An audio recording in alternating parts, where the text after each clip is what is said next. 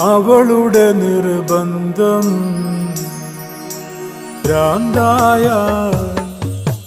ഭ്രാന്തായാൽ എന്ത് സുഖം,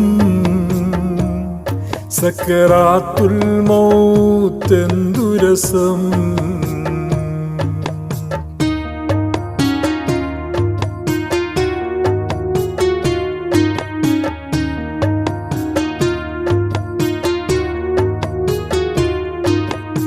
ഇനിയും എത്രയോ നാളൻ വഴി ദൂരമുണ്ട്, ഇനിയും എത്രയോ നാളൻ വഴി ദൂരമുണ്ട്.